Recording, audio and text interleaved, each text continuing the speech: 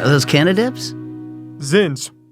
You want one of these bad boys? No. We just started carrying Cannadips at the golf course. My buddy, Kyle, works for Cannadips. Okay. Mm-hmm. I've heard good things. I haven't tried them.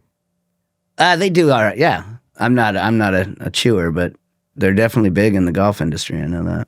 Are you talking to the Muni down there? Yeah. Mm-hmm. Oh, wow. I didn't know that. Yeah. Oh, that's cool. I carry him there. Kyle's a family friend that I've known forever, and he started working there 5 years ago, something like that. And we started to carry him down. That's a cool little crossover. Yeah. Is it a nicotine one or it's cannabis? CBD. Oh, okay. They have cannabis too, but we can't sell that at the Muni. Yeah, I was going to say that's a pretty big We're working on it though. Are you really?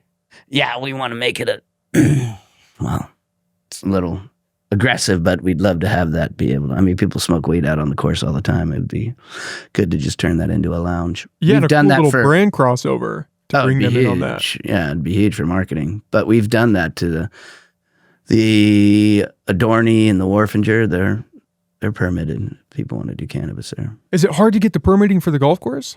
Are there more hoops to jump through for that? It is because of the age.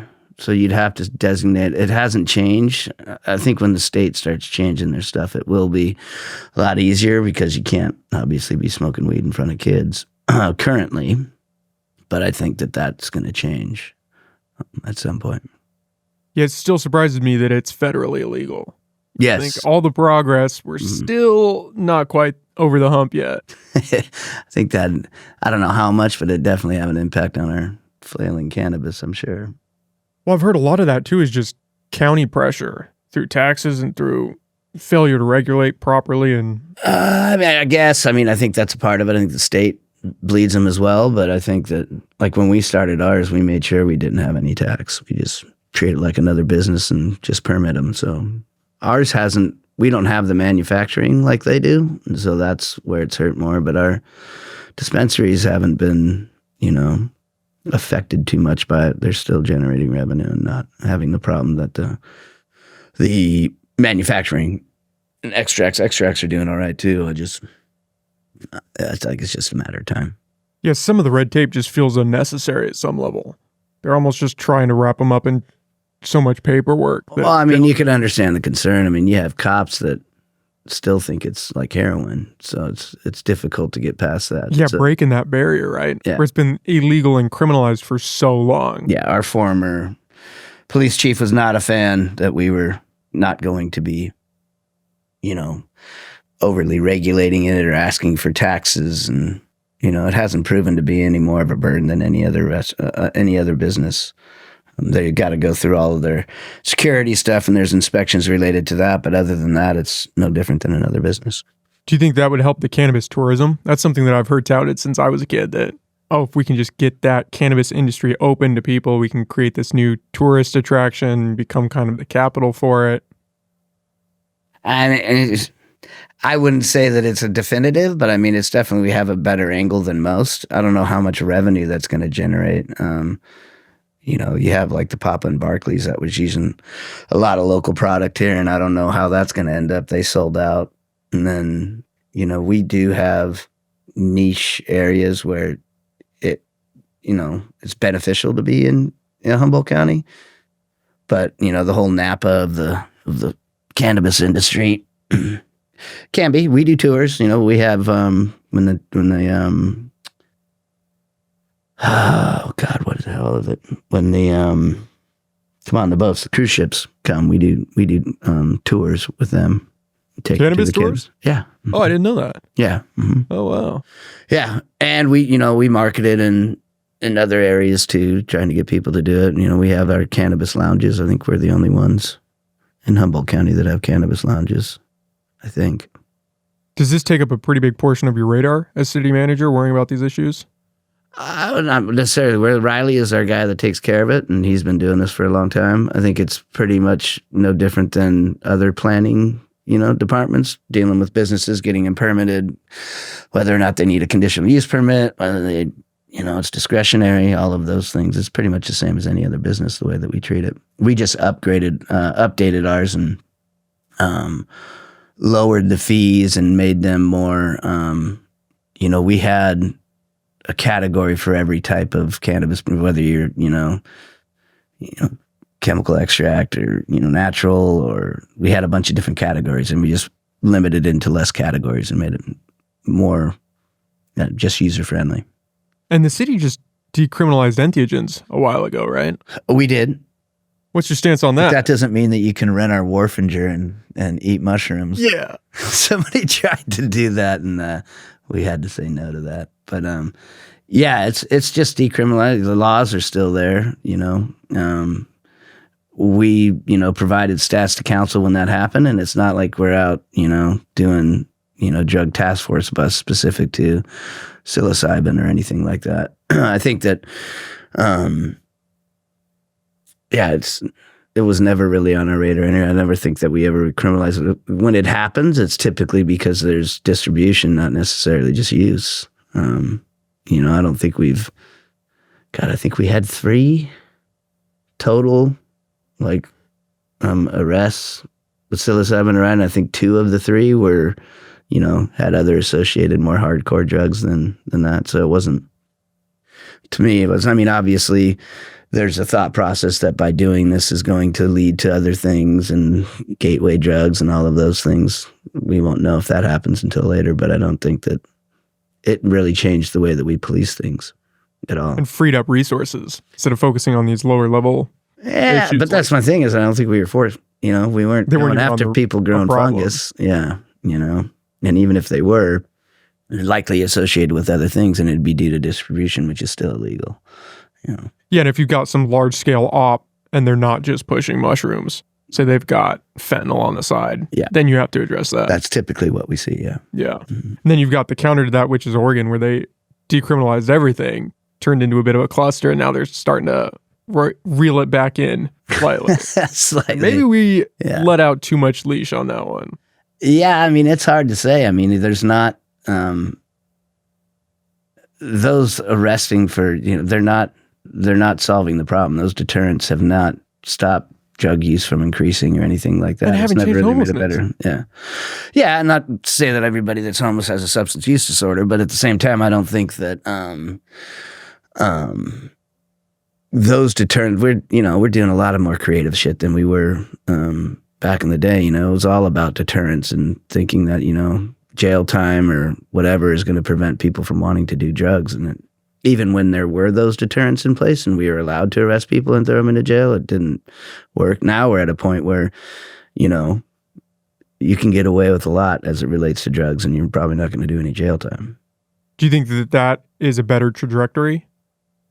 I think finding an alternative to than that strict deterrent. Yeah, because the deterrent isn't, in my opinion, it hasn't worked. I think there needs to be the carrot and the stick, and there needs to be, I don't want to sound like some just full sympathetic people to drug use, but if you're going to actually cure somebody from doing drugs, making them go to jail or doing things or getting them a bunch of fines and having them getting failure to appears and making it worse is probably going to make it worse than make it better. Yeah, that was a little before my time, but you hear those stories of people that would get locked up for having a joint on them. Yeah. You're thinking, that's probably not the right way to answer that problem. Yeah, especially now when you look at it. It was odd. Our old police chief, back when we legalized cannabis, was very much of the opinion that marijuana was a gateway drug. And I grew up during the cannabis industry, went to college up here, and never had that thought of marijuana being some gateway drug in any way. If anything, alcohol is way worse. And that was always the branding. Smoke a little weed, you're going to start doing crack next week. Yeah. It's a funnel that you just slip into. Yeah. Well, some people do, but I don't think it's very valid. And I wonder how much of those people are just, maybe they didn't have access to crack right off the bat, so they started smoking weed and then jumped to crack when they could. I can tell you, God, I even shouldn't say, but yeah, I don't think it was whether or not there was access. I think that there's always been access to drugs. I grew up in Southern California, and whether it was meth or heroin or whatever, it was accessible. That's for sure. Was it a pretty strong weed culture down there? That's where you grew up. Yeah, SoCal. I wouldn't say strong. No, it was a birthplace of meth. Meth was, that was, mid to late 80s, Hell's Angels and all the shit to do with meth was going on down there. That's what I kind of grew up in that. Weed wasn't, I surfed all my life, so obviously a lot of people smoke weed, but I smoked weed for years, and so it wasn't any different than any other drug, I don't think. It definitely wasn't like a mecca for it. If there was a branding of Southern California, it would have been meth. Well before meth came up here, of course. Yeah, that's a strong brand to get attached to. That's not the one that you want. No, no, and I don't think that marijuana was the gateway drug to meth, that's for sure. Well, I heard a lot of that was William Randolph Hearst pushing this reefer madness idea that, if you're going to smoke weed, it's these illegal immigrants and they're raping people and it's causing all of these problems. And it was purely because he didn't want to switch to hemp, these hemp paper mills. And so he funded these movies, he had a huge paper organization and kind of crafted this whole narrative around it. And it just took steam. Well, believe it or not, that predates me, so I would. Yeah, that was before my time too, but yeah. It's interesting watching that play out. And especially with younger generations where they don't have even near the stigma that I had around even just weed, where it's part of life, especially up here. I wonder how much of that is just our perception is kind of skewed being in Humboldt. Yeah, I'm sure it's a little bit skewed, but I mean, it's also, based on how you were raised. There's plenty of, hippie folks in SoCal that had that same theory about, weed was pretty well accepted, not, a taboo of any way. Well, especially if you're comparing it to meth. Weed's a way better choice. The people that I knew that were into weed weren't into meth, I can assure you. I mean, maybe the other way around, but it wasn't. Not a lot of cross-pollination on that. No. Yeah. Well, we didn't come here to talk about weed. We came here to talk about the Citizens for Better Eureka movement. Which, take me back to the start of this for you. How did the housing development start? How did it get on your radar? I'm assuming it was a funding proposal. No, that's what a lot of people had. So this started all the way back to 2017, 2018, part of our general plan update. And that was prior to you being city manager, right? Yeah, I was a community services director at the time. I became city manager in June of 2020. So I've been here for about 4 years, almost 4 years as city manager, but I've been working here since 2006. But the housing part of it has been a big topic of conversation when we did our general plan update. You do a general plan update every, I believe it's 20 years. And when you do that, you basically set the policies that your elected officials want to see and how you move forward. And one of the big topics was our housing element, because the way the state was regulating housing is they were kind of changing that and making it more stringent because of the housing issues that all of California has. So when we started this, the housing element is a component of that general plan. And we had a development services director that oversees planning and oversaw our general plan update and was really good at getting public engagement and getting ideas across to the layman so they could determine what they want to see. And so when the housing element came up, a lot of it has to do with, what you see the city to look like. And what he did, he went out and basically said, we passed a lot of our current zoning codes that are in existence now based off of the 1950s and 60s model. And then prior to that, we had different zoning regulations. The stuff that, and the development, what it looks like is when you compare the 50s on movement is basically Broadway. What you see at Broadway is basically based on those zoning codes, because that's when a lot of the development happened during that time, was along Broadway. And that's what it looks like. And that's when you set up zoning regulations, this is the town that you get. Prior to that, you would have Old Town. So the other development before that, stuff built in the early 1900s up to 1950, was what Old Town looks like.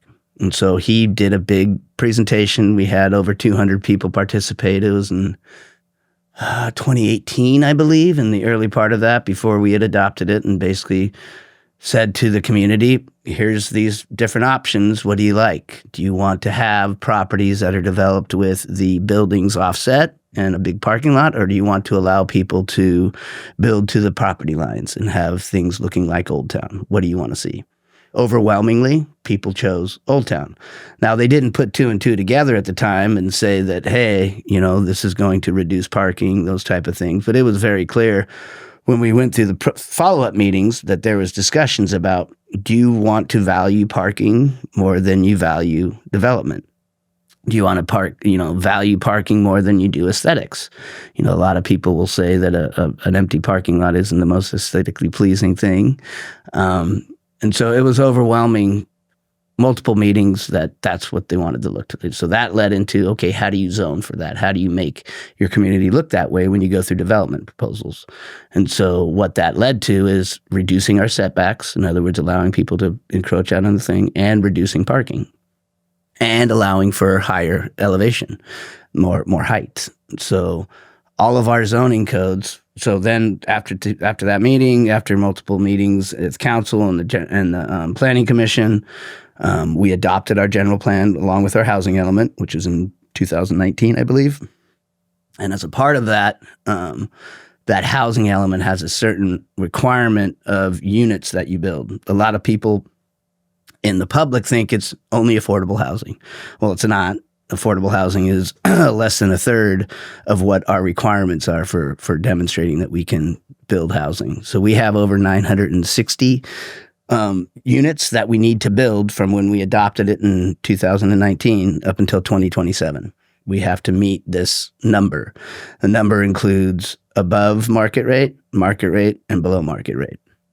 The below market rate, or affordable, is the 300 units that is in the median everybody's talking about. We have over close to 300 that are close to 300 that are above market rate, and then we have more than 300, more than affordable, that need to be median.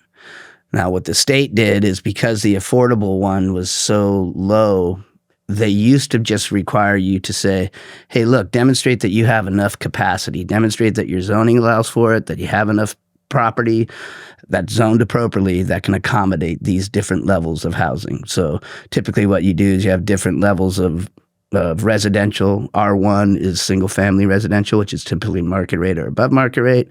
Then you have R2 and R3, and as the more you go up, the more dense it gets. And so if you could demonstrate that you have the zoning and the amount of properties in order to cover that, they're like, okay, you're good.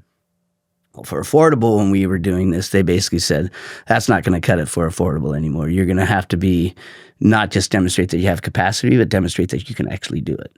And so what we did initially, prior to offering up our properties, our first submittal for the housing element was basically, we can do ADUs, accessory dwelling units. So we have, I think it's 6,000 residential parcels that are single family or something like that. I don't know if that number's right, but somewhere around that. And if we were to get just a percentage of those to be ADUs and make a requirement that those are affordable, then we're in compliance. So we sent that to the state. Housing Community Development is the name of the department that looks at it. They reviewed it. A lot of housing advocates commented on that and basically said that's not adequate. They returned back to us and said that's not adequate.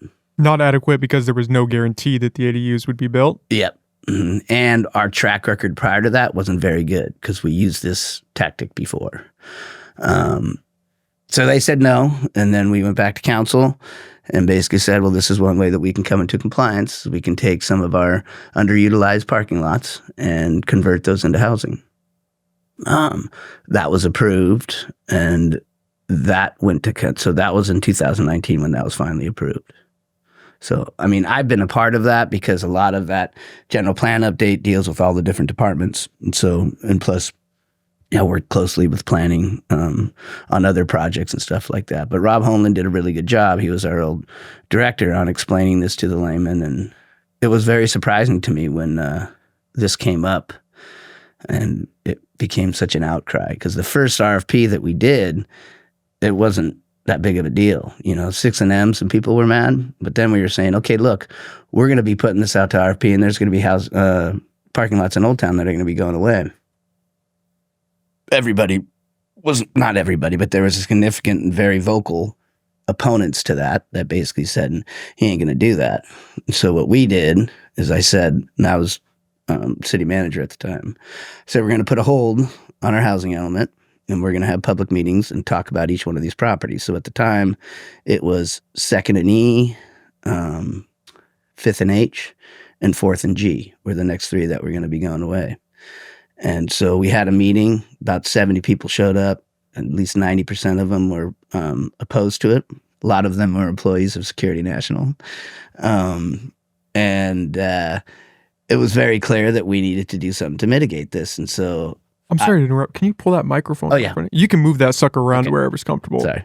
So it was very clear that it was my opinion, we needed to mitigate this. So went back, made a decision without even council's input. I mean, they were fully supportive of it, to basically stop the process. State was super pissed at us, sent us nasty letters and everything. But during those conversations and those public meetings, we said, hey, look, if you guys really want to save these, then we're more than willing to trade property with you. And what year are we talking about when this? This was 2021. Pretty sure 2021. May have been 2022. God, time flies. I have no idea. I think it was 2021. I think it was March of 2021, if I had to guess. Pretty sure it was March 2021. So when that happened, I said, look, everybody, if you really don't want to see these go away, we're more than willing to put a hold on this and have a discussion about swapping properties. So we put a hold on it. Like I said, the state got pissed at us. We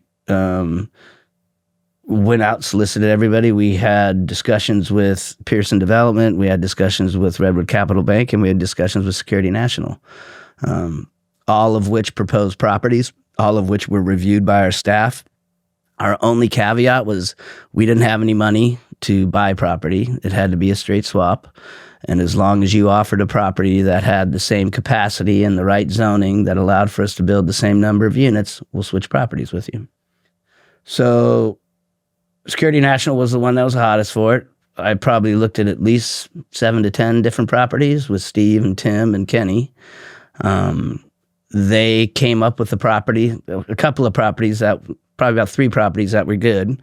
They focused on one property, which is on Pine and Harris, and said that they wanted to swap. And I said, no problem. So we got into discussions. I developed an MOU to transfer that property. It was going to be that property for 5th and D. And we got down to it. It appraised at a certain value. The property owner didn't like that price, wanted more money, and they walked away and didn't do it. At the same time, I was talking with Redwood Capital Bank. Redwood Capital Bank had some issues with them being a bank and doing these exchange of properties because it was very clear that our parking lots weren't going to be of the same value of these other parking lots. I don't know if that was their reasoning, but basically they needed to find a third party to make this transaction happen. So that brought in Greg Pearson. Pearson Development had property by Fairfield in between Harris and Henderson. They offered that up for 3 of our lots. We did the math, made sure that it was zoned appropriately, could get the same number of units out of it. Everything worked out. And so we swapped that property. And so as a part of that, when you do this, you have to update your housing element. So not only did it take 6 months getting grief from the state the whole time, but once we did make the transaction and swap it, we had to update our housing element. That took another 6 months. So we did all this in order to accommodate all of these people that had concerns. It's funny because it doesn't seem like anybody seems to remember that, but it was a year-long process, and I have everything to demonstrate that did happen. They can deny it all they want, but it did happen. And then we come back and, okay, so now we're going forward with RFPs. And the RFPs go out, and that's where everything started up again, and everybody is saying, you don't need to rush into this. Do you think doing this since 2018 is rushing into it? Do you think taking a year off of having to implement this is rushing this? We've been extremely transparent and extremely open to try and fix these things. And it's gotten to the point now where, the state's not having any of it. They just want you to push it through. Well, we have to. So we have a deadline. There's no way there's no way that we can meet the deadline of 2027, So even with the current. So what happened after that, which is really funny, and I find this very ironic, So they so they swapped the properties, and everybody's saying about this is about parking, right? Well, it turns out that one of those parking lots was put up a gate around it. And the reason why that happened is because a representative of Redwood Capital Bank had called me and said, because 5th and K, so instead of when we made the swap with Pearson, it was going to be 5th and D, 4th and G, and 5th and H. And Dolbeer at the time was thinking, hey, Security National wants his 5th and D one. So he hit up, and he'll deny this, I can promise you, but it did happen. Dolbeer reached out to him and said, hey, look, I'm going to be doing this transaction. You want to pitch in on it, and then you can get 5th and D. Well, and I have documentation that this happened, by the way. They don't get along very well. It was pretty much thanks, but no thanks. So what Redwood Capital did through Greg Pearson to say, screw 5th and D, we're going to take 5th and K. 5th and K is the parking lot adjacent to City Hall that was also in the housing element. So they took that one. Pearson did the transfer. We got all the deeds right. Pearson owned it, and then it was going over to Redwood Capital Bank. They had an agreement in place. Redwood Capital Bank owns it. Guy from Redwood Capital Bank calls me up and says, hey, you guys want to lease this parking lot? Which I found kind of funny. And I asked them how much, and they said what it was. And I said, no, we're good. We don't need it. So a couple days later, a fence went up around that parking lot. So then fast forward 6 months to a year later, Security National reaches out to them, and guess who owns 5th and K now? And guess who paid more for 5th and K than they would have for the property that was on Pine and Harris? So I'm just telling you the truth. That's what happened. And that's why we're at right now. And to say that this was rushed and not tried every attempt possible to mitigate concerns is 100% disingenuous. Which are the claims that are being thrown around the heaviest, is that it feels like the city is just railroading this through. But nobody's talking about the year delay that you took. Well, not only the year delay, but Jesus, we had a meeting in 2018 with 200 people there talking about this housing element. We had at least 4 different planning commission meetings talking about this housing element prior to it even being adopted in 2019. Then let alone once it's adopted in 2019, we put out an RFQ with a link. They have 3 properties. They hold 3 different public meetings about those properties, and we talk about these future things happening. And then there's property that's going to be in downtown. Now everybody's, certain people have an issue.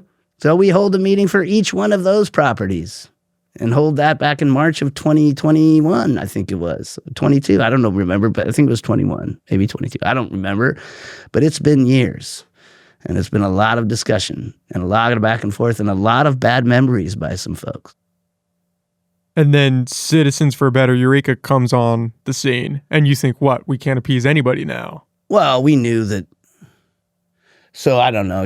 I'm sure you've seen the article. So prior to Citizens for Better Eureka happening, I've had a lot of correspondence with Robin, and Robin was not very happy with me because of some of the things that had been going on. And to be honest with you, he wasn't happy because he wasn't getting his way. There was an expectation that somehow we can bend the rules or do something and disregard what the state is requiring us to do. And unfortunately, that's something that our council, as well as I, was not willing to do. And so we had some fun emails that went back and forth. The best one happened at 6 o'clock in the morning on Christmas Eve when I was in Shasta snowboarding with my son. So he was not very pleased. And so you could see this coming for sure. So that was 2022. So yeah, Christmas Eve 2022. That was when it was kind of coming to a head. We had a meeting with myself, Robin, his daughter, Kenny, and Tim in my office because he demanded it. And he pays my bills, by the way. I want to let you know that. And when we're in that meeting, it turned into basically just explicative laden, just said right off the stop. And it said, look, can we help you? What do we need? Da, da, da. Anyway, it didn't go very well. He left calling me an effing little prick and walked out of the meeting. So yeah, to think that I didn't see this coming, I'd have to be blind. You saw the headlights in the distance. They were pretty close, actually. Yeah. Well, that's another dynamic in all of this, is a lot of people are saying this is almost Arkley's passion project, that he's doing this to kind of throw some weight around. You'd have to ask him about his motivation. I do know that there's been an extremely a lot of resources put in behind this. Yeah, if you look at their required reporting, yeah, it comes out every quarter, and I think that most people would be quite surprised on how much money, and that doesn't tally in the lawyers' fees that are on top of that. That's just for the support of a ballot initiative. I believe it's north of $300,000 currently. It's about 4, and the next quarter's coming out soon. I know. I got a flyer. And by the way, Rob, I do live in Eureka, and I did receive your flyer. I appreciate you sending it to me. That's a lot of money to throw behind an initiative. That's not even, you know how much you... He has a lot of money. Yeah, I know. But you know what he paid for 5th and K? I don't. North of that. Really? You know what that property appraised for? A whole lot less? 200. Damn. So yeah, I don't think money's the issue. Do you think that that's what's driving a lot of the sentiment on that side? Is coming from Security National? Well, I think that there's legitimate concerns. I'm not saying that at all. I think there's definitely legitimate concerns, and that's why we've tried to mitigate those concerns. When we talked about the Earth Center, people are worried about parking. You know, we're committing to microtransit to get people around. We're committing to we're doing a feasibility study on a parking garage right now. We're not just dismissing this. I'm just saying that the misinformation out there about the process is disturbing. And it's very clear that what's being said is not what's actually happened. And that's what's disturbing. I'm not doubting people's concerns or their motivation, other than a few. But, they're playing off of that for sure. Well, it sounds like there's almost some actors acting in bad faith in some sense with these land swaps, where you guys are trying to solve the issue. I can tell you, yes, there have been people say that never happened, and yes, it did happen, and that's a flat out lie for sure. I can say that it's hard for me to tell. I think there's supporters of this that actually believe what they're saying. I don't think it's subversive or intentional for all of these folks, but I think that people believe what they read. Well, and there is a significant fear that not only in this introduction of people into the downtown area, but the removal of parking, that is going to have a serious impact on people traveling down there. Okay, so another misinformation that's happened. First of all, and this is my personal opinion. It has nothing to do with anything that they.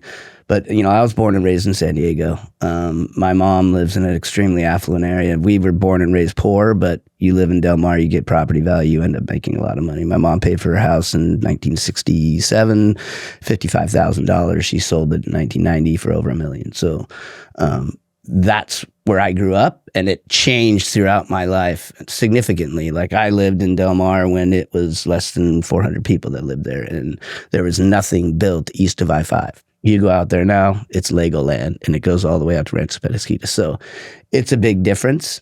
But I can tell you that development has changed my thought process. And when I'm looking at things and I think of affordable, my mom, after she sold her property west of the freeway, she bought a condo east of the freeway, right across the street, 300 units of affordable housing put across the street. Same stuff that's happening here happened there. Obviously, lawsuits, CEQA lawsuits, all of those things happened down there. That was well over 5 years ago. It's been built for 2 years now. All of those concerns that these folks have actually been almost the exact opposite. Safety's been a heck of a lot better. Is parking more of an issue? It is. As far as like bringing down property values, whatever, just last year, one of the most high-end, expensive ball, Wolfgang Puck type of retail outlets, and restaurants and stuff like that, built right next door to it. So from my experience, some of those concerns are completely unfounded. Now, could that be different in Humboldt County? It definitely could. I will also say that, the safety factor, I walk everywhere, and I frequent Old Town a lot, pretty much daily, and go down there, and I'm there late at night. I walk by myself. I walk miles and miles around this town all the time.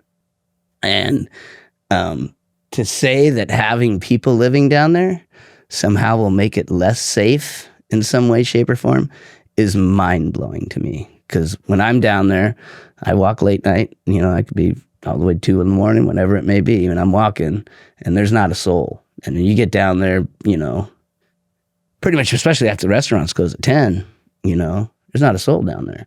You put, 200 people down there, I think that's going to change the game, make it a hell of a lot safer.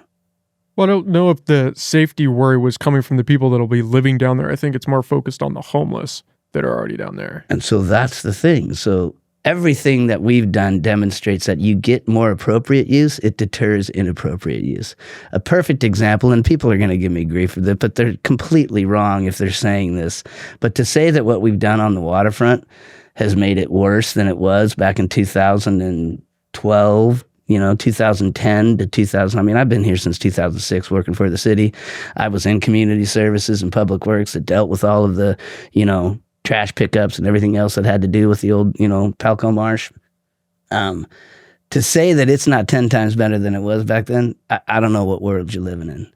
Do we still have? Yes, we do still have homeless people down. Do we still have encampments? Yes, we do still have campus. But I'd never seen 100 people on a Saturday walking between Del Norte and Truesdale.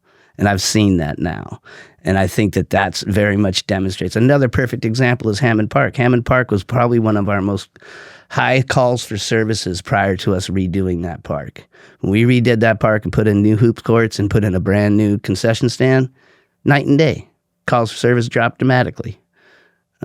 Having appropriate uses down there, I can assure you will have the same effect. And that's the hope in building these, it's going to clean the area up a little bit? Oh, I think it's going to make it a lot better. I think that, folks have mental health issues, folks have substance use disorders, folks have just want to be assholes sometimes. And having more people down there, a grandpa sitting at a park protecting his grandchildren is better than 15 cops on the street. And I firmly believe that. I can assure you what we're doing at Highland Park right now with these Measure H funds is going to be just as much of a night and day difference as it did at Hammond. It's going to be the same thing. And we've demonstrated that. And yes, the trail has its problems. Don't get me wrong. It always has. But it's 10 times better than it was before. Is there any fear about the challenge of attracting people to the downtown area in its current state? No, I think that we've done a lot better that. I think we need to do better. But compared to before, other than Arts Alive, we have Friday Night Markets, I think, has been a game changer for this area. I did it when I interviewed for CM. I was a Eureka guy. I worked at the Seagirl from 1989 to 96 or something, right? And I loved it down there. I was edgy. I loved it. It was sketchy down there. Back in the day, it was sketch. You didn't have get-togethers where thousands of people were hanging out in Old Town. You had fishermen, you had prostitutes, you had people fighting. I liked it. I used to go to the VD. I saw, white stripes there back in the day, and that was kind of my thing. I preferred Eureka more so than Arcata.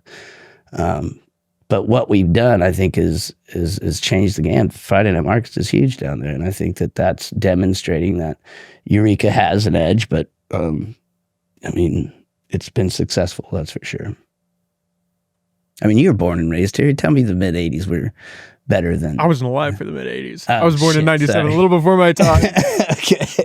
But I think it's gotten better. I think homelessness is still an incredibly powerful issue for 100%. Downtown. I don't know that we're necessarily allocating resources in the best way, but that's more of a gripe I have with the state. So let me just make this clear, and I want to make this clear to people that listen to this too. It's like a lot of the thought, like I said, I've been dealing with the homeless issue since 2006. All of my areas of responsibility once I started had to do with our open spaces. It's not obviously unique to Eureka in any way, shape, or form. You had Del Mar as homeless people. And believe me, there wasn't a single, and believe me, when I was here in the mid 80s and the 90s, yes, there were homeless people here and I'd seen them. There wasn't as many, but yes, there were. But Del Mar literally had no homeless people. There's homeless people in Del Mar now. And that just tells you how different it is. But a lot of the issues I think that we have, yes, there's regulations and there's state things and stuff like that, but I'll go back to the part that those deterrents haven't worked. Palco Marsh became Palco Marsh and we were basically criminalizing homeless. We were hammering them. And it didn't make it any better. We did that for decades. It didn't make it any better. And I hate, it's super hard for people to get this, but we need to be able to provide the services so that you can have that stick instead of the carrot. If you don't have the carrot, then that's why these state laws will come after you and you get your ass sued. That's why we got sued at Palco Marsh, you know. We won because we did it right, but you need to demonstrate that you have the number of services that can accommodate the people that you have, because this federal law, which is up for appeal right now, but basically requires that if you can't demonstrate that this person has a place to go, you can't enforce your no camping ordinance. You can't force your right-of-way ordinance. You can't enforce those things unless you have those. And it's super hard for people because there's a big thought out there, and it's just not true. There's a little bit of truth to it, but to say that the more services you add, then everybody's sending their people to Humboldt County. It's just not the case.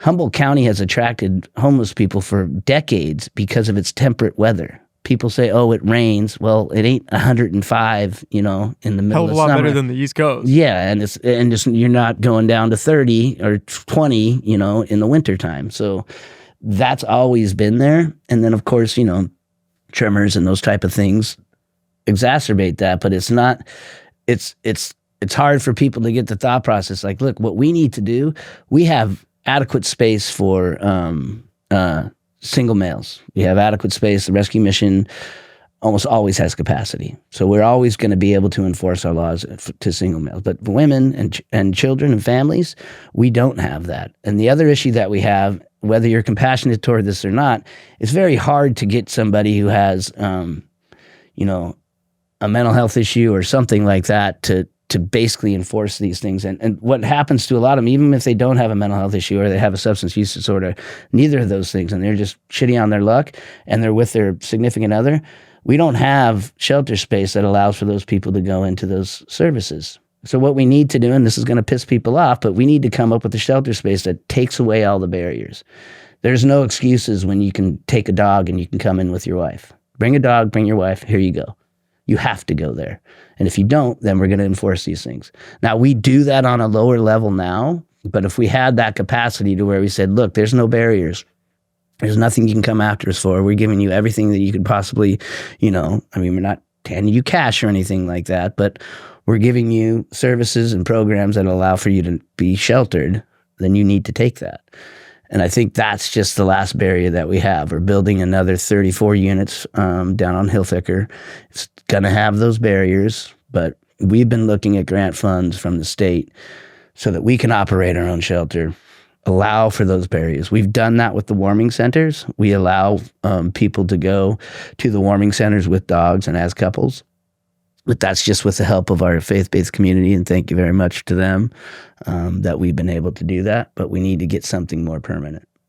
What about restrictions in terms of drug use for those services? So we wouldn't be able to allow that at all. Now, whether you're high or not, and this is a total misinformation as well, that people are saying that you can't go in the rescue mission high. That's not true. You can't, you know, partake while you're in there. Use. Yeah, but you can't be using drugs while you're in there. But if somebody's, especially in inclement weather, he takes away a lot of his barriers. He even has had kennels and stuff to help folks out. So, yeah, you can't allow folks to use at anything. So we do that same thing at the warming shelter. But with these proposed developments, none of them are meant to address homelessness at that level, right? These are just low-income housing. No, but each time that you can have this interaction gives you an opportunity to provide those services. I mean, we've changed our thought process as a part of that process that we went through Palco Marsh. We knew that we had to provide services because we knew there was going to be a pending lawsuit here. And if we didn't dot our I's and cross our T's and do it exactly what we were supposed to, we're going to be held responsible for that.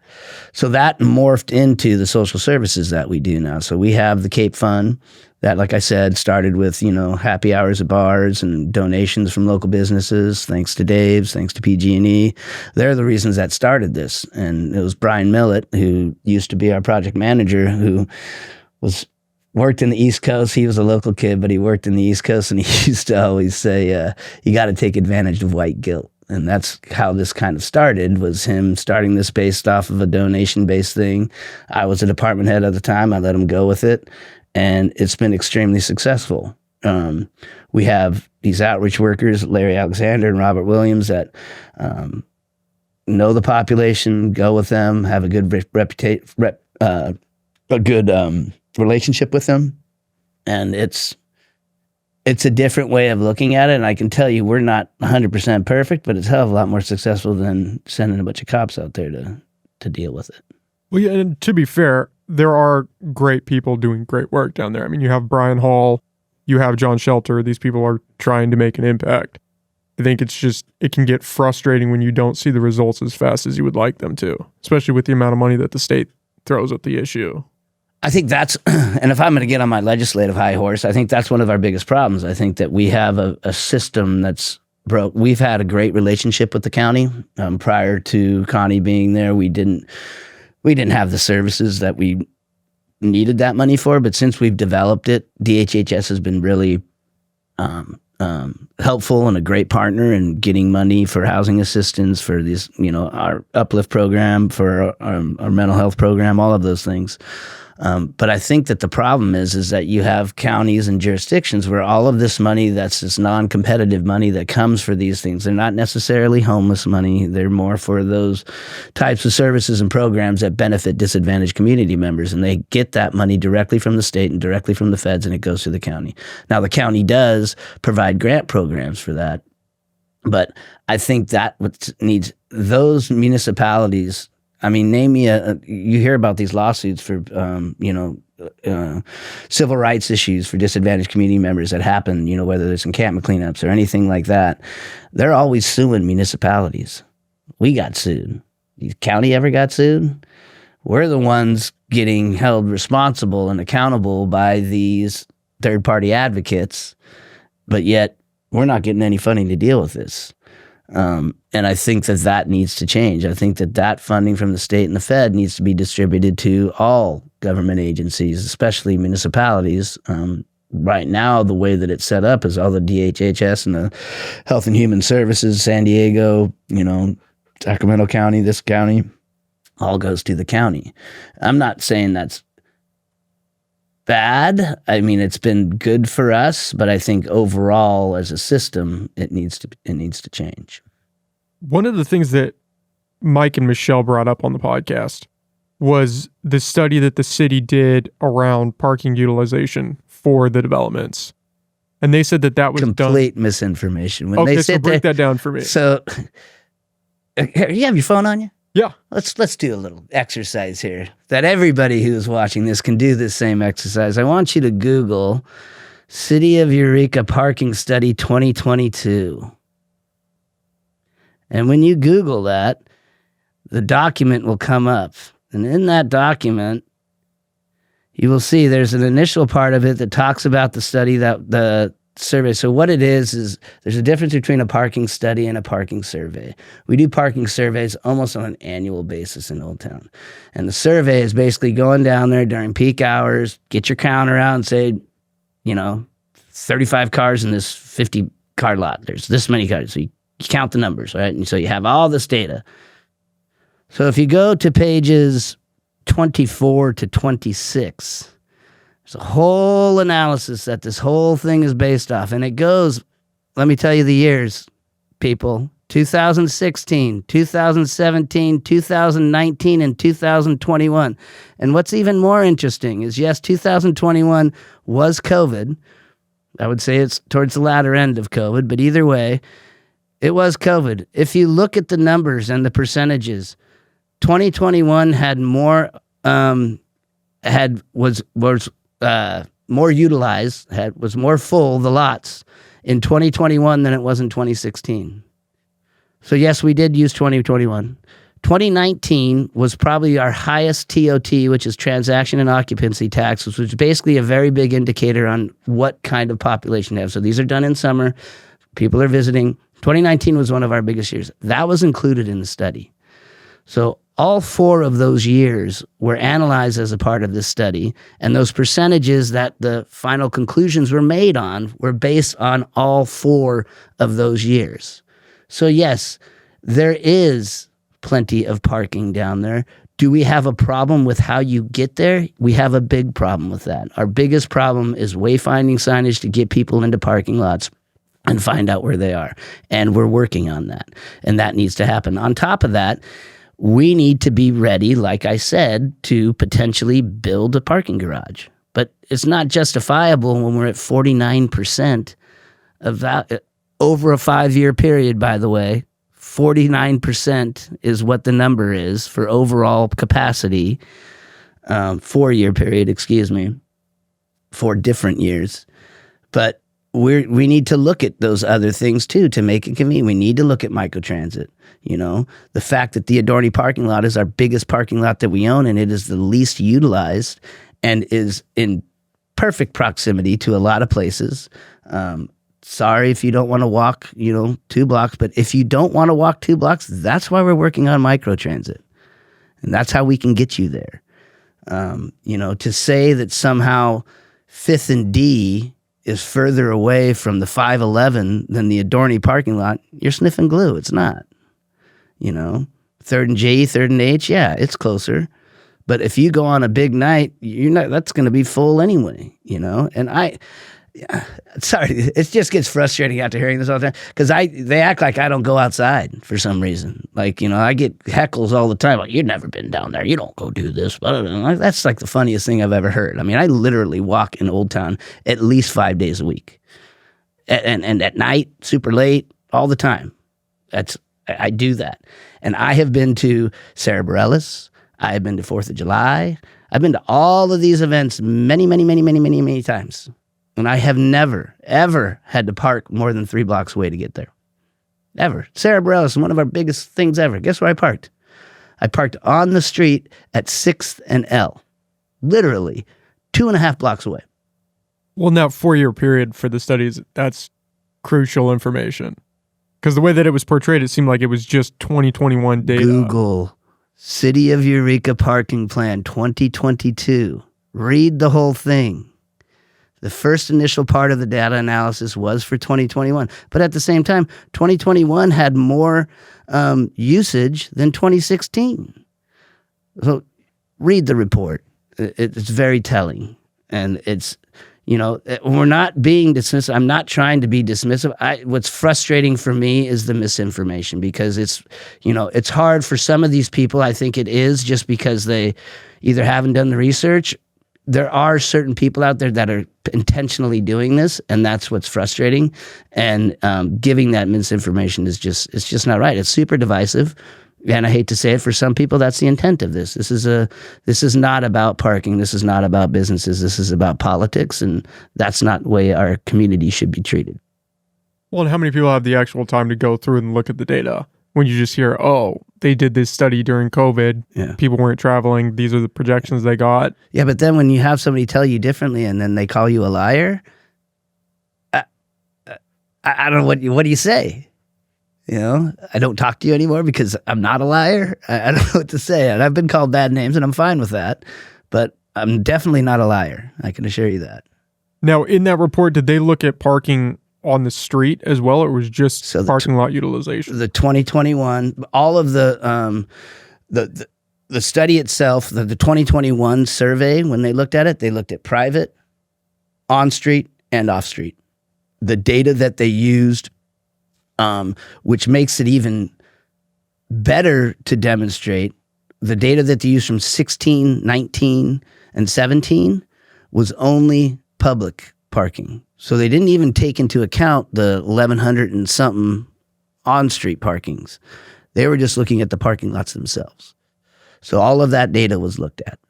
But the one that was more comprehensive survey was the one in 2021. The other surveys and the typical surveys that we do are just the parking lots themselves.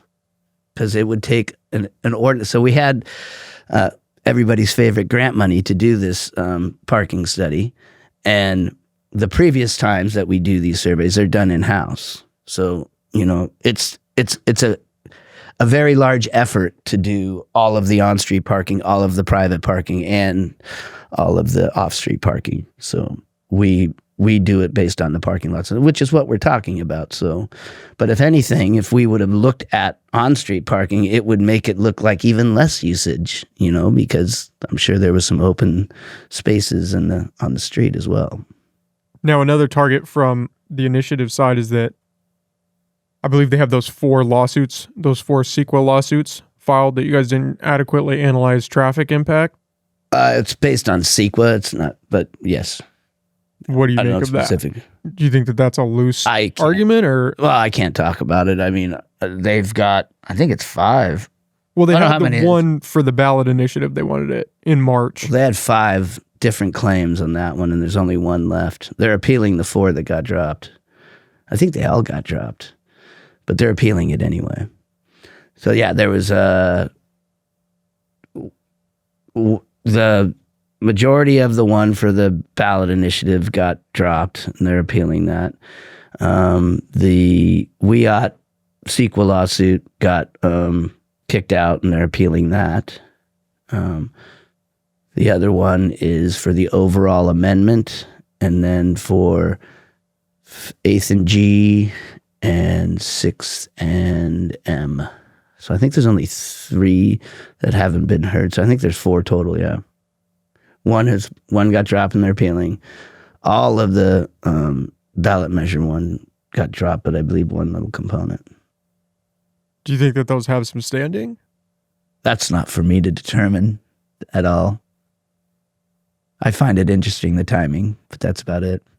Well, you want to talk about interesting timing. I always fall back to the LLC that was formed to buy the Jacobs campus.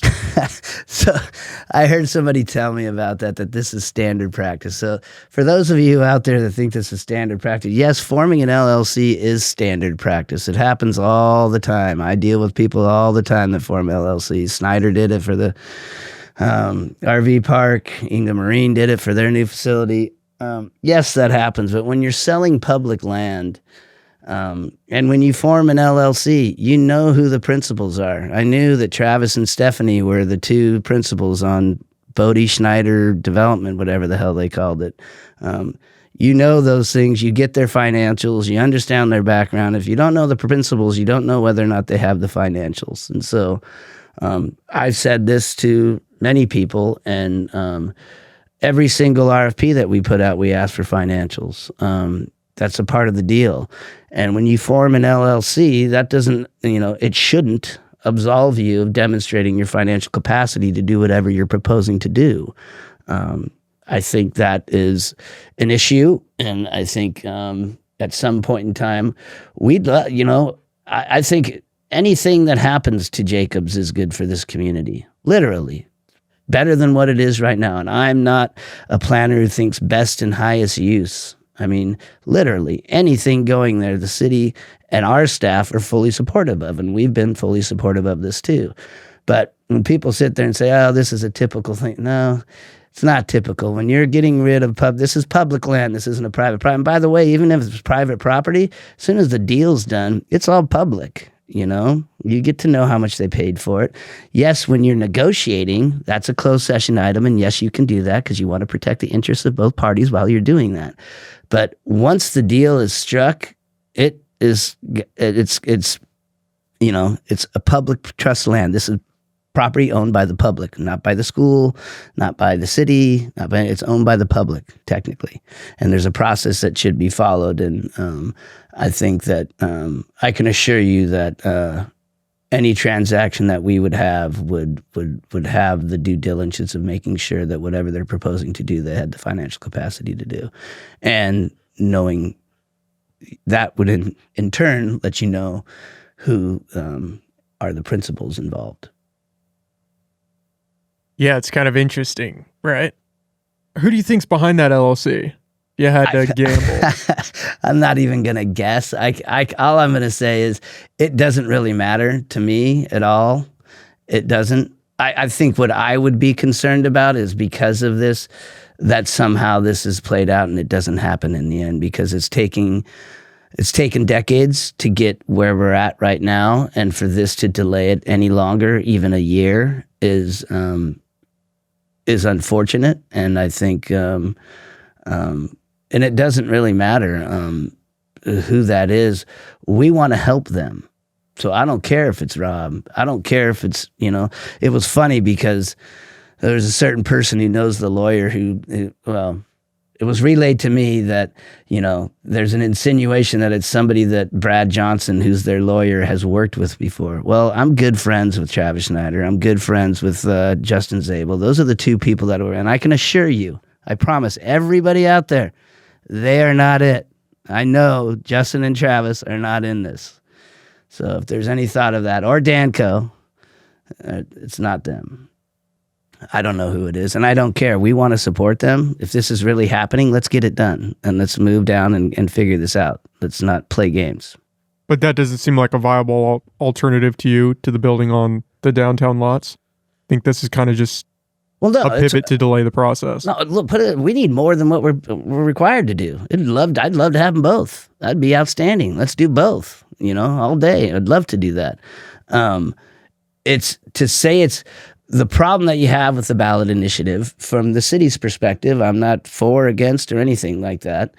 The problem that you have is that if this is passed and if it goes through, the problem that we have is we're in violation of our housing element, because what it does, specific in the language, is it takes out all of those properties that we have in our housing element. So 3rd and G, 3rd and H, 5th and D, 6th and M, all of those are explicit to take out of our site inventory and out of our implementation plan 34. Doing that puts us immediately out of compliance with our housing element, right? So when that happens, and this is what's really unfortunate, if that does happen, one of the remedies that the state has is to say you're out of compliance with your housing element. Guess what that results in? That results in the builder's remedy. And what the builder's remedy says is it takes away all local control, and any developer can come and disregard any of your stuff, whether it's this ballot measure or any of our zoning, and do whatever the heck they want. So there's a lot of state things that make this convoluted and weird. If the ballot measure passes, the other thing is there's state density bonus law that trumps ours as well. So to me, people act like there's this big, you guys don't. I could give a shit. Literally, I could. I think what we need to do is be open and honest. Let's move forward. Let's get it done. We tried to do that for over a year. And to come back and say these things, where now, if we went to the state and said, hey, guess what? We got to get our shit done in 2 years. We're going to open this up again and redo it. It's just not going to happen, And we tried that, and we did that in a good faith effort to try and fix whatever concerns were there. And to do that now is just not possible. If I was, king of the world, I literally both would be best. I think it's good that we have as much housing as possible, and bringing more people to this area, especially with the future of what potentially could be with wind energy and Cal Poly and all of those things. More the merrier. We're signed up. Tell me who you are out there. We'll help you. We've been trying to help. We've been helping the school, do their general plan conformance. We help them do their lot line adjustment. We're going through that process now.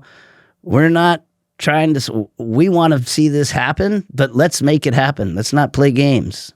We're what, 4 months into this deal there? Tell me who you are. Let's figure it out. I'll help you.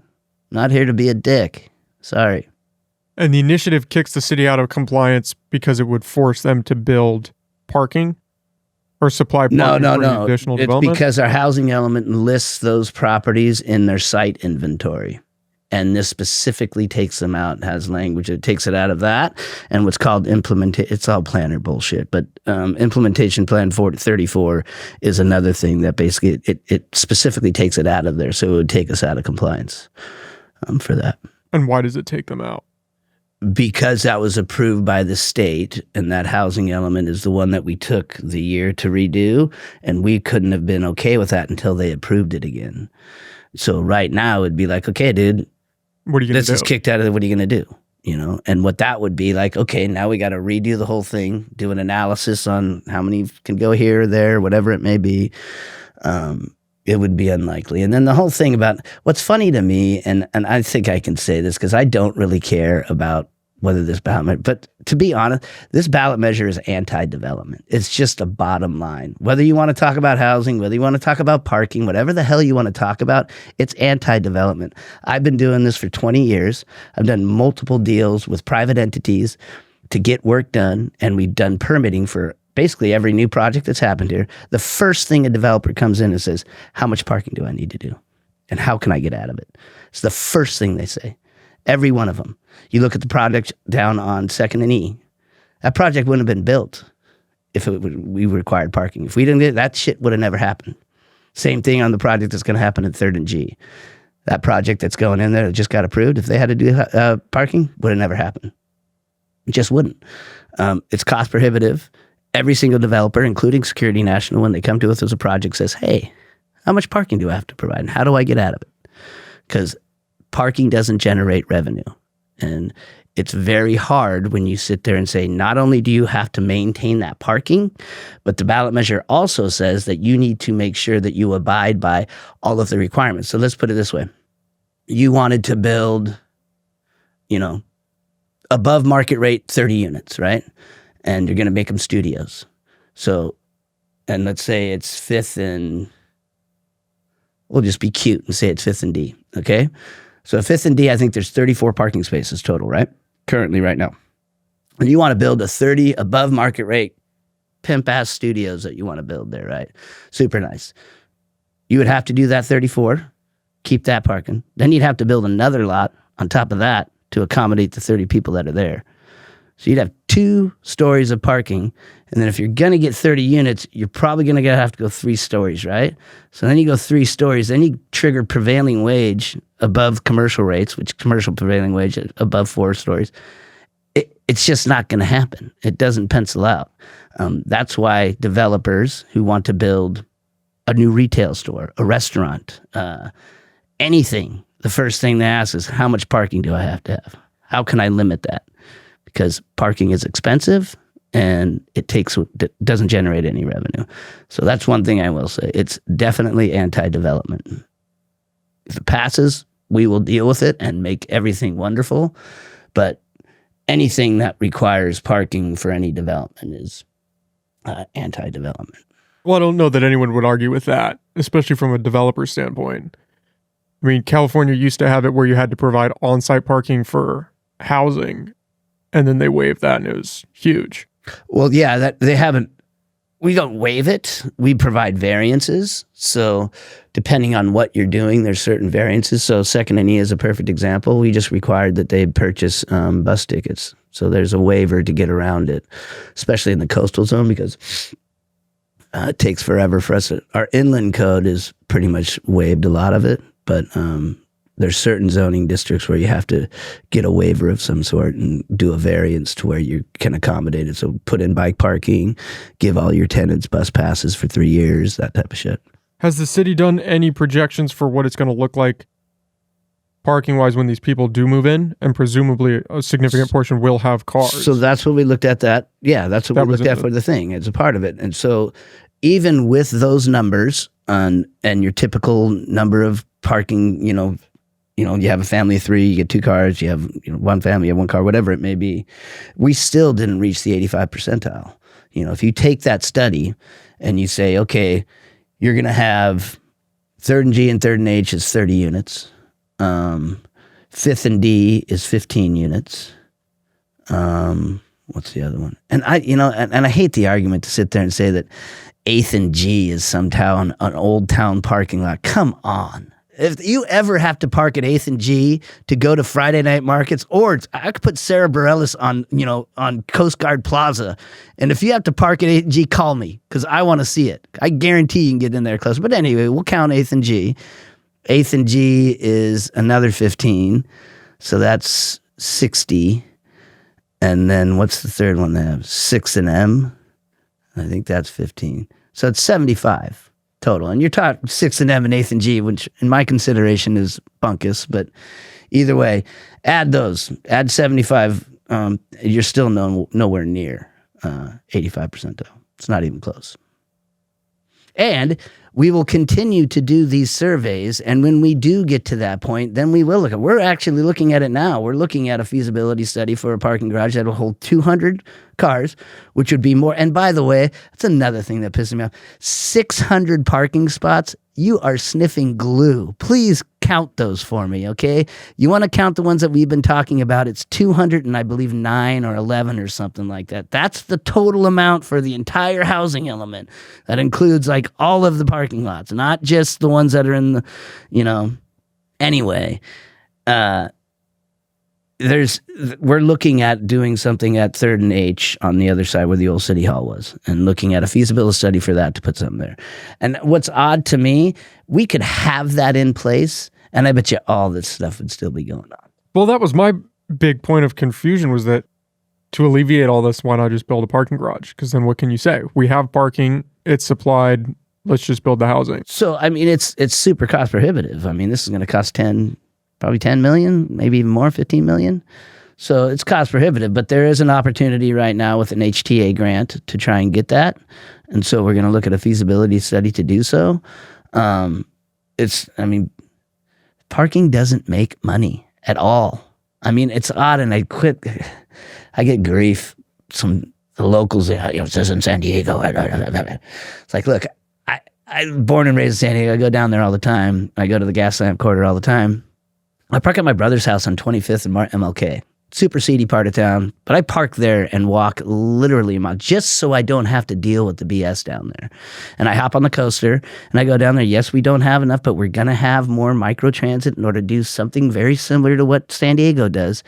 Dealing with that nightmare of going down into a populated area like that and jockeying for, even at the damn Safeway over here on Harrison.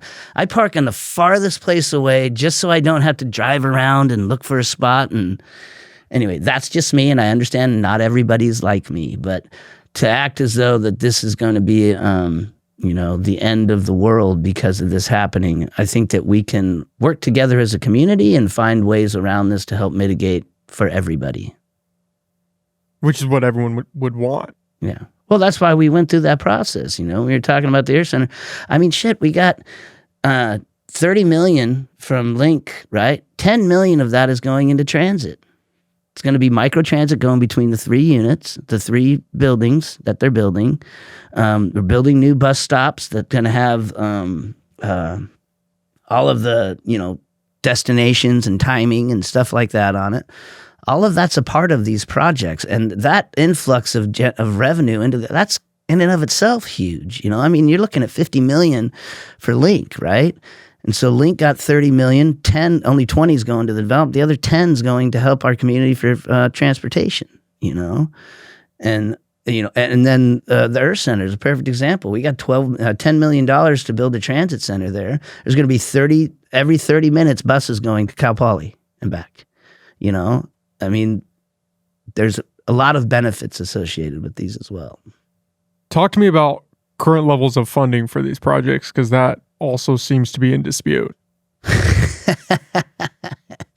So we have an MOU with, we'll start with the first. So Link has the $30 million.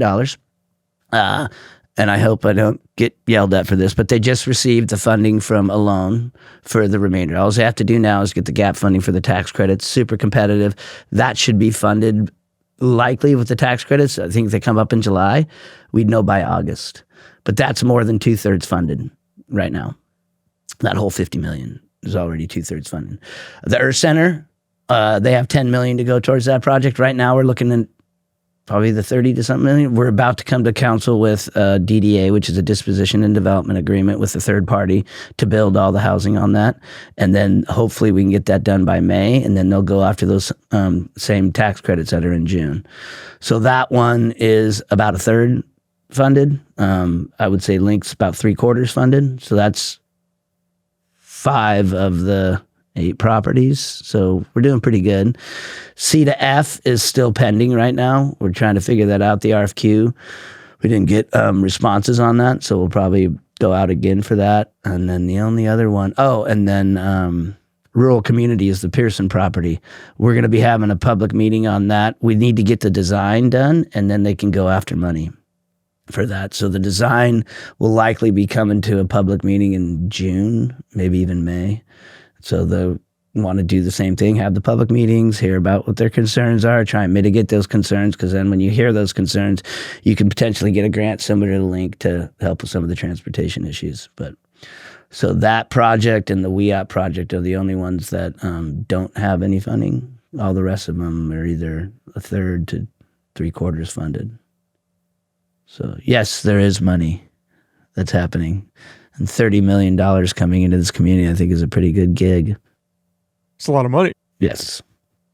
So none fully funded, but you guys are close. Yeah, kind of tax waiting it credits out. are pretty much, I mean, it's very similar to the Danco property on 7th and Myrtle. And by the way, have you seen the Danco property at 7th and Myrtle? Is that an eyesore? Is that causing crime? Is that a huge issue? I mean, have you been inside it? It is pimp. I mean, I went in there for the opening. It is super nice. The coolest community ever. A bunch of elder people that are all seniors. Super cool community. Used to be a freaking lot that was dirt. And mind-blowing to me that some of the thought processes and what affordable is and what it looks like and what people those people are, they're people. And they're people of our community that need to do it. And we haven't even got into, like, you know, a person making $40,000 a year, okay? 40 grand a year, okay? And you have one kid, let's say, all right? You are low income. If you're a single guy or single woman and you make, I think it's $29,000 or $28,000 a year, that's a lot of our community. You're very low income. That's 30% of our median income, according to the state. This is the people serving you bagels. This is the people that live in Old Town. These are the people that is a perfect place to put them at, because when you talk to those businesses down there, that's the problem that they have. My employees can't find shit for housing. And what's even better about that, these developments can only allow for 30% of your income going towards your rent. So that frees up 60%. So instead of a single person paying, $1,200 a month for a one-bedroom place, they're paying like $600 a month for a one-bedroom place. Means they can go to the 511. They can come and play pool with me at the 707. They can do a lot more things with that money that they have. They have more free income. Which for young people struggling, that's a huge price reduction. Yes. Which would make a significant difference. Yeah. Do you buy into the argument that's thrown around that these developments are going to detract from business just by the parking removal? Or you think that's blown way out of proportion? I don't think that.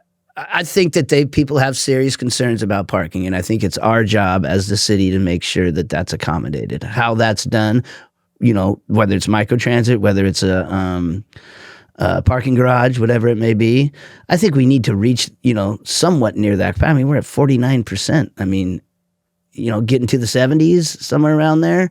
But even before that, even if we're still at 49, we still need to do that microtransit stuff. We still need to fix our parking issue. The biggest parking issue that we have is not necessarily the lack of it, it's the direction. How do you get there? People come into Old Town, it's like, I gotta keep cussing, but where the heck is the parking? We need wayfinding signage off of 101 to say, hey, look, dude, go here, and there's microtransit here, and go that way. I mean, we have so many. We have First and D, First and E, the one by the shanty, third and D, second and E. Second and E is used a lot because it's right next to the restaurant. But all of those don't get shit and they're right in Old Town. There's not many people parking in those. You go to the shanty parking lot, it's like, really? That's Old Town. That's like the center of it. And so the fact that people don't know where it's at is our biggest problem right now. And, making sure that we have microtransit, but also making sure we keep on top of those parking services to see where we're at. But finding parking, I think, is the hardest, for folks from out of town. Yeah, because some of those lots are tucked away, where if you didn't know where to look, you wouldn't find them. Exactly. Like First and D, I'm always amazed. I go to the shanty all the time and I see it's shit, there's nobody here. Even on Friday night markets, it's not even full. People may think it's private or something.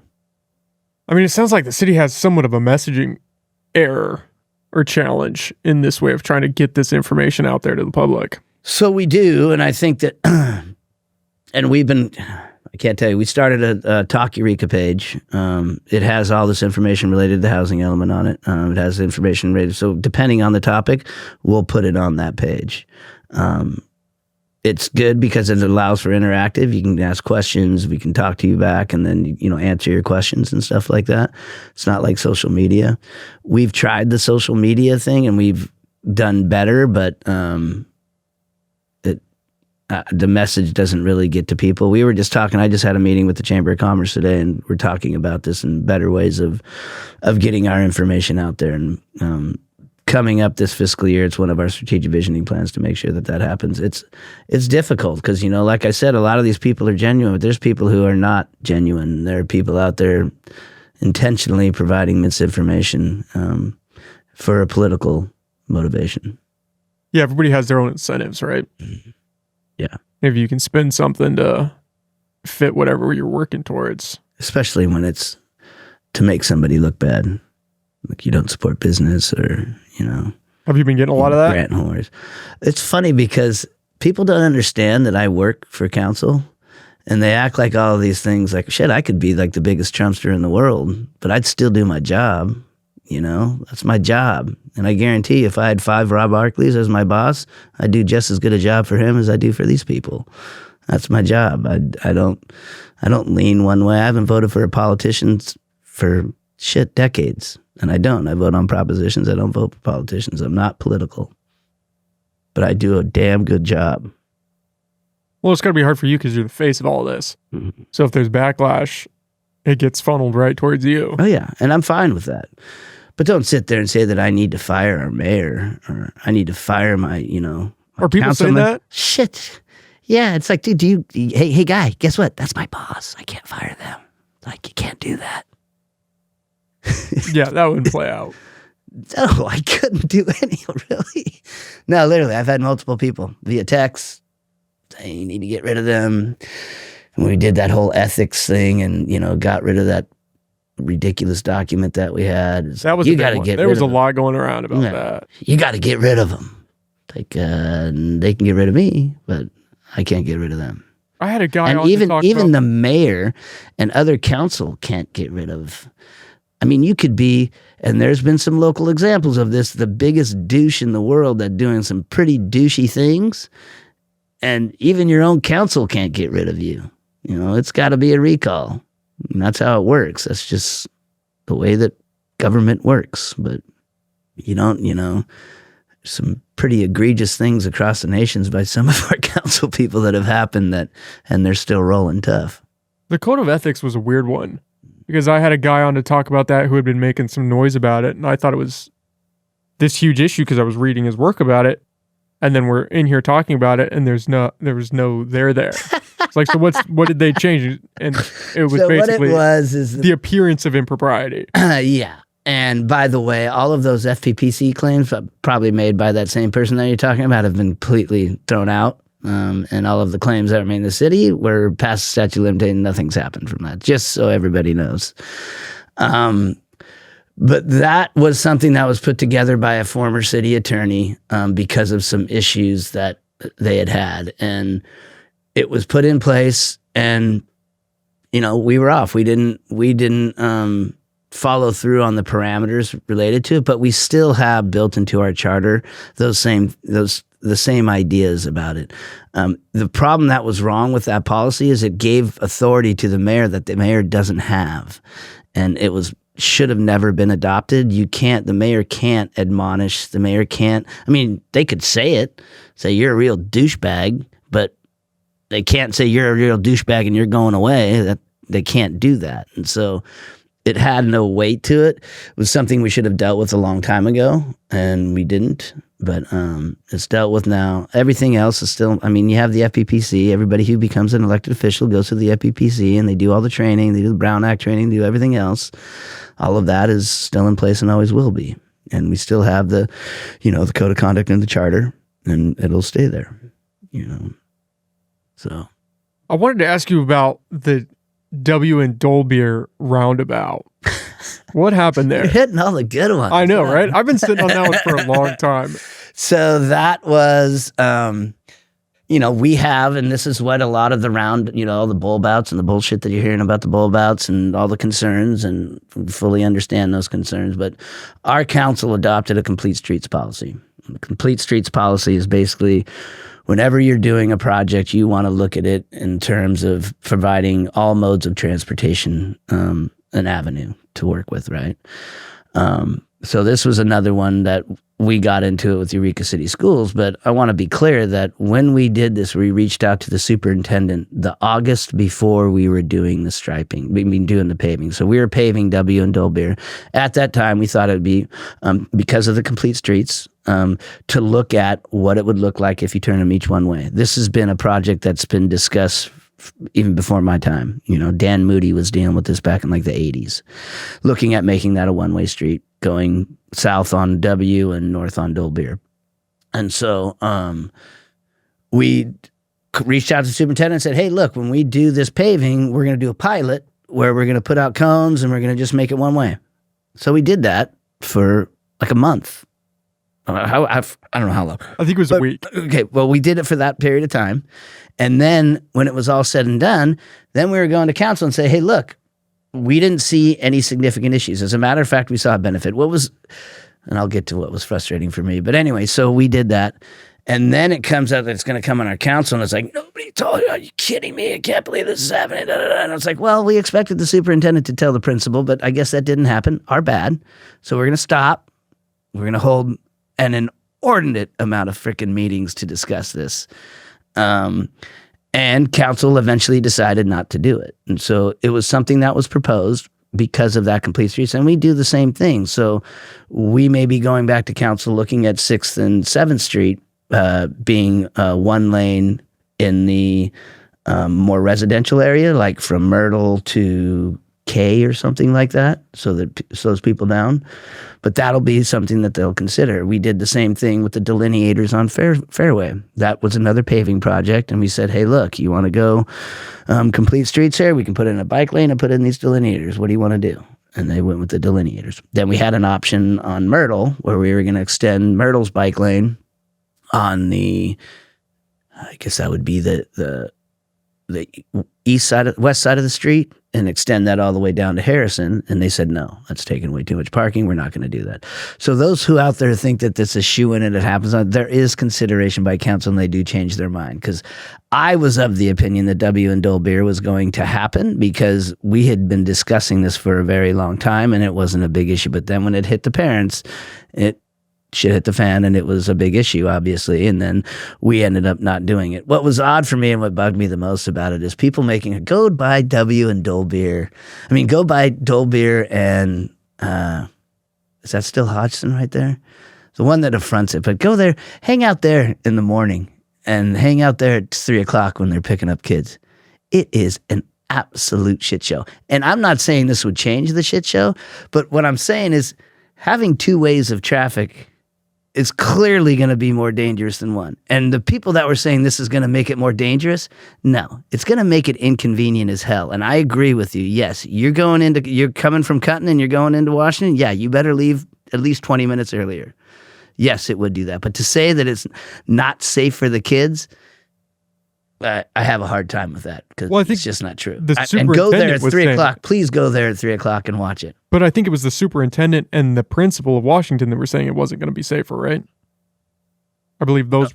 Well, I wouldn't say that. I think that he was saying for the drop-off, it would have been bad. And then we came up with mitigation factors for that drop-off, and then it never got considered. So he was concerned about the drop-off. But think of what he said and go by there. And you watch it. It is sketchy as hell. People are running across. They're double parking, going across this way, they're double parking on both sides of the road. Oh, it's chaos. It's chaos. And but just having one would make it clearly safer. But I don't know about safer. Yeah, I think you could make the argument that it might, but it would definitely fuck up traffic. It would 100%. And I'm not denying that. But having to cross, you're going to have the same volume of people. A little bit less on one side because you can only go one way. So yeah, crossing one lane of traffic is safer. That's just the bottom line. It is going to be safer. Now, inconvenient as hell and the most safe in the world? No. But it's got to be, you're not crossing 2 lanes of traffic. That's just inherently going to be safer. You're still going to have the same number of people, but less congestion because you don't have them on both sides. But the desire to implement that project, it wasn't from a safety standpoint, right? It was from a complete roads. You guys wanted the bike lane in there? Yes. Yeah. It was complete streets thing. It was the whole impotence behind that. Yeah. Mm-hmm. I was just saying, referring to the arguments that some of the people were saying. What was the decision to do it when the school was closed? So we did it. No, we didn't do it we did it when it was open. That was the problem. No, you did it during summer break. When you guys did when you shut it down I thought you run meant the trial. actually when we were going to do it. No, but when you guys ran the test, the demo. Because of that, because we didn't want to screw up everything, and that was a request of the superintendent because they didn't want. Oh, he asked you not to do it during school. Mm-hmm. Well, it seems like you would want to do it during school so you could get a realistic feel for what it's going to look like. Yeah, you kind of do. You're still not going to get it until people get used to it. So that was a lot of the arguments is this is going to deter traffic to go here, to go there. You know, they're going to go on Hodgson and do this and they're going to do that. And until you actually do it, you're not going to know. And unless you did it for a long period of time, because let's say you did it for 2 weeks instead of 1 during schools there. I don't know if everybody's going to get the MO and figure out what they're going to do the whole time. It's going to take a while before they come up with the routine to avoid whatever, issues they're trying to avoid. But yeah, that got voted against. But that was something that was put to council. Did you think that was going to go through when you guys were working through that idea? Oh, yeah. Yeah. I mean, that's was a directive, I mean, from the city standpoint, we saw it as being safer. We do have a lot of problems. That's like one of the most used pedestrian walkways. It's an exact mile to go around that loop, and people use it all the time. A lot of people walk that area. Yeah, and so there's a lot of people walking around there. The disclaimer, a lot of people said everybody hates it. Well, the vast majority of the people that lived on W and Dolbeer liked it, and that's just the bottom line. It's true. I don't know anybody that liked it. I drive that way every day. I don't know anybody that was for that. Everybody was pissed. Everybody I was talking to. So selective bias there, but yeah, people were losing their shit. Yeah, they were, which I found interesting. But it didn't happen. It's not coming back anytime soon. Maybe after I retire at some point. Unless somebody else try to push that one. Yeah, and it was when we were pushing it. If we had to repave it, that's the thing. The only reason why it wouldn't happen is because we're not repaving. It's not repaved. It's restriped. We're good. It's probably going to be good for 5 years. But I guarantee if we still have that complete streets policy still there, it would be staff's job to present that to council to see whether or not they want to do it, I mean, just like they did on Myrtle, and they said no to it. But everything that we do, if there's enough width and enough capacity in the lanes to do it, then we're going to give the option for it. We didn't make a recommendation and say, hey, do this. We said, these are the options. You can either adopt this resolution or we can just not adopt this resolution. When was that policy enacted? God, it may have been the first year Natalie was here. It was probably 2016, I want to say. Somewhere around there. 16, 14, 16, 18. One of those 2-year things. Out of just a desire to make more inclusive roadways? Yes. Uh-huh. Some will say it's because we're trying to get everybody out of their cars. That is a push. People are. Yes. If you go into the trenches of the internet, you'll find that. Oh, you don't have to go in the trenches. It's all over the place. Yeah, just look at Lost Coast and you can hit it. Yeah. It's, I think that it needs to be an option.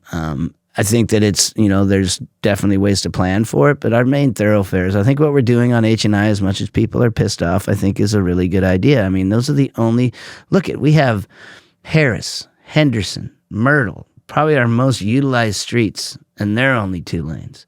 But then we move H&I from 3 to 2, and we're killing people now.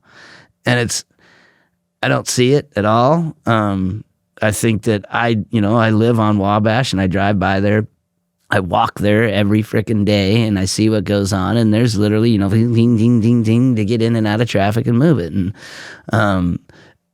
shortening that distance and doing that is, once again, the people that I've heard that live on H&I are very supportive of doing that.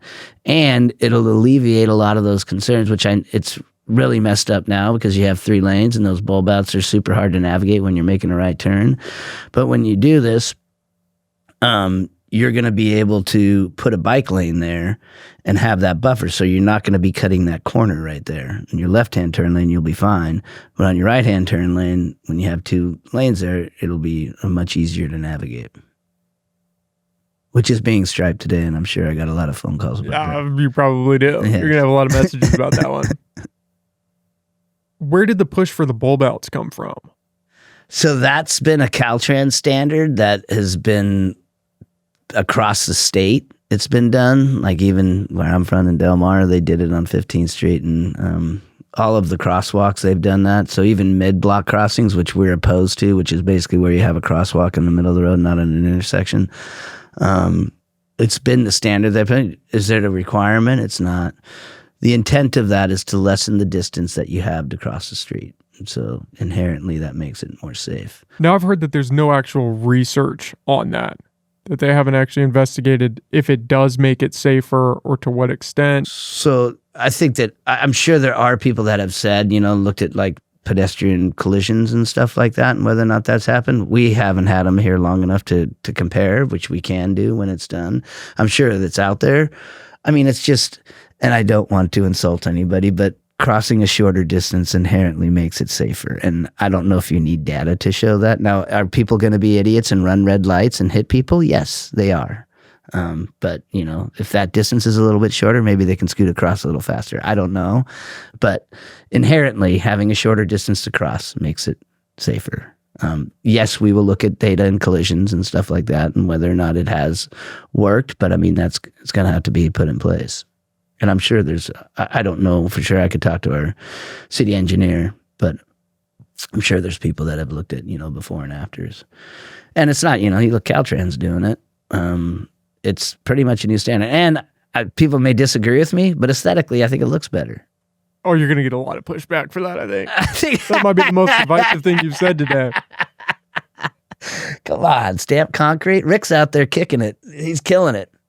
Are they getting grant funding for that? The majority of, so all of 6th and 7th Street and I and H are all grant funding. And so then we coordinate that with the paving project. Trying to think of ones. I'm sure we've done some that weren't grant funded, but the ones that are going in now are all grant funded. And they're going to love this. 170 of them. 170. Do you know what the price tag is on those? It depends on where the location. Some have cross-corner culverts, some don't have cross-corner culverts, some have, a wider radius, some are less of a radius. So it's hard to, give an exact number. But yeah, and let's not be like people say, why don't you spend that on homelessness? You can't spend it on homelessness. It's for, I think it's STIP money, which is Traffic Improvement Program, state traffic, that's Caltrans STIP money. It can only be used for certain things. It's not used for paving. It's used for improvements for safety. And so that's why we get the money. And no, we can't use it for paving.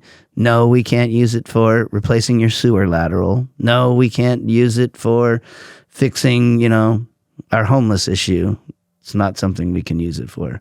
And by the way, I can tell you RAO and Mercer Fraser and Walland and Hooven and all the other contractors are very happy that this is putting people's food on their plates.